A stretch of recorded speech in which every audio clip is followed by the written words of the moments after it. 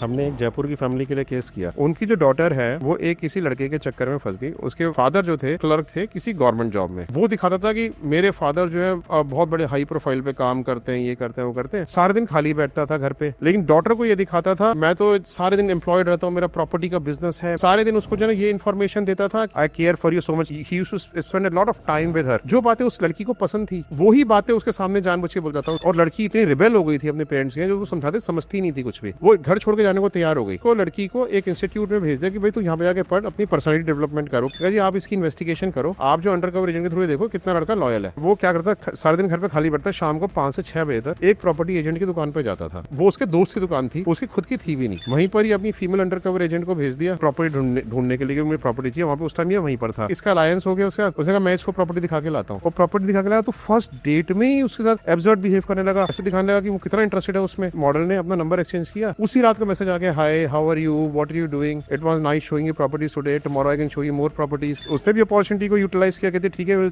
Go and सी मोर। फिर वो उसको रात को डिनर पे ले गया, वहां से हाथ पकड़ लिया। डिनर करते करते हमें उसे वीडियोस बना लिए दूर से। उसी रात से चैटिंग करनी शुरू कर दी। Oh I miss you so much, I love you so much. फिर हमारी अंडरकवर एजेंट ने पूछा उससे, यू हैव अ गर्लफ्रेंड? कहते हैं कि no no I just have a friend, I do not have a girlfriend and she is just after me. उसने मेरी जिंदगी हेल्प कर रखी है, हमेशा मेरे पीछे पड़ी रहती है। तो उसने उससे पूछा अच्छा कौन है वो? तो उसने हमारी ही क्लाइंट की डॉटर का नाम भी ले दिया। तो सारी चैट्स में आ गया। ये सारी चीजें जब हमने उसके पेरेंट्स को दिखाई, पेरेंट्स ने आगे दिखाई। लड़की मतलब जो रिबेल थी मेरे ऑफिस में आई, मेरे सामने बैठी कि मदर, उसके फादर, उसके मामा। मैंने कहा कि do you trust your boyfriend? कहती I completely trust my boyfriend. मैंने कहा कि why do you want to leave your parents? कहते because my boyfriend is good and they do not let me be with my boyfriend. तो मैंने कहा कि what if you know boyfriend is not true towards and is fake? कहते मैं believe ही नहीं कर सकती। मैंने उसको टेलीविजन में हाथ पकड़ते हुए वीडियो दिखाया उसका। उसके तो आंखों से आंसू वहीं पर इतने टपकने शुरू हो गए बुरी तरीके से। फिर मैंने चैट सिखाई, फिर मैंने जो आपस में बातें कर रहे हैं उनकी रिकॉर्डिंग सुनाई उसको। उसने वहीं पर ही खड़े होकर अपने मदर के, अपने फादर के पैर छुए, अपने मामा के पैर छुए, गले मिली उनको सॉरी बोला।